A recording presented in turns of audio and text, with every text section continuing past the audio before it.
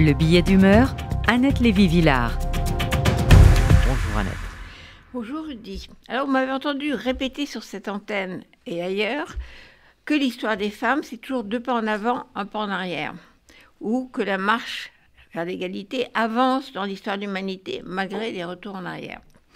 Mais ce 21e siècle, et en particulier cette année 2022, ne me donne pas vraiment raison pour l'instant, avec l'interdiction de l'avortement aux États-Unis et dans certains pays européens, et maintenant la victoire de Giorgia Meloni en Italie, qui est contre l'avortement. Alors pourtant, si on regarde depuis le XXe siècle, l'histoire des femmes va dans le sens du progrès. Certes, mais parlons de l'Iran.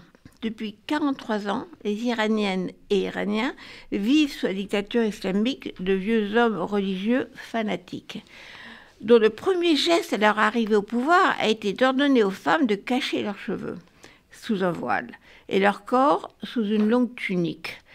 De la modernité à l'occidentale, les femmes se sont retrouvées soudain dans un Iran moyenâgeux.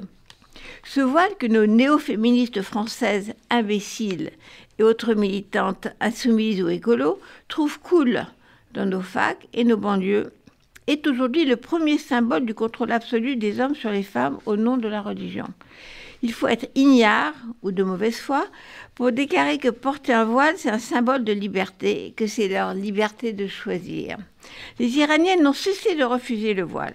Elles ont lancé en 2017 un mouvement White Wednesday, mercredi blanc, où chaque semaine, elles sont quelques-unes à grimper au coin des avenues de Téhéran et enlever leur voile en public. On voit à leur côté des maris, des fiancés ou des frères qui les protègent jusqu'à ce qu'on vienne les arrêter. En Iran, les mouvements d'opposition sont mixtes. Avec le temps, les Iraniens avaient réussi à relâcher un peu la surveillance de la police des mœurs, mais ce n'était qu'une illusion.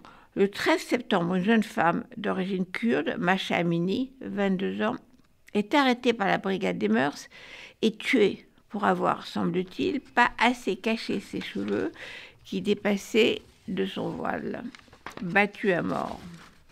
L'assassinat de Masha Amini pour quelques boucles de cheveux déclenche une protestation sans précédent. Des milliers d'Iraniennes et d'Iraniens descendent ensemble dans la rue, dans tout le pays, et plus seulement à Téhéran. Les femmes se coupent les cheveux, brûlent leur voile en chantant et en dansant, joyeuses, sous les applaudissements des hommes qui reprennent leur slogan magnifique « Femme, vie, liberté ». Ils portent même des t-shirts avec ces mots d'ordre. Des footballeurs célèbres ou des cinéastes masculins rejoignent le mouvement. L'opposition à la dictature ne retombe pas depuis 2 semaines. Et pourtant, et sans surprise, le gouvernement des Mollahs choisit la répression violente de cette révolte pacifique. Oui, la dictature a donné l'ordre de tirer dans la foule. On n'a pas le nombre exact des victimes parce que l'information est censurée et l'Internet est supprimé. Les Iraniennes qui réussissent à faire passer des messages, des vidéos, demandent qu'on continue à parler d'elles, que l'Occident fasse pression sur ce régime. Elles font preuve d'un courage inouï et les manifestations continuent avec les femmes en tête pour la liberté.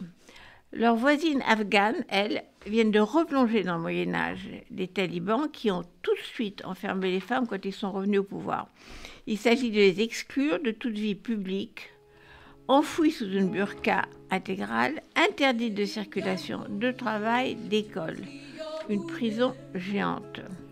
Les femmes aussi sont les premières victimes des barbares de l'armée russe qui entrent dans les maisons ukrainiennes, volent tout ce qu'ils trouvent, et violent femmes et enfants. Moyen-Âge encore que ce retour de génocidaires en Europe. À ce sujet, je conseille d'aller sur le site du New York Times aujourd'hui, qui publie les conversations entre les soldats russes sur le front et leurs familles, enregistrées par des Ukrainiens, qui révèlent la décomposition morale de cette armée qui a reçu l'ordre de tuer tous les civils sur sa route. D'où les charniers découverts après la retraite des Russes quand les barbares de Poutine reculent. Alors, est-ce que l'histoire avance ou est-ce qu'elle recule ? Eh bien, les deux à la fois.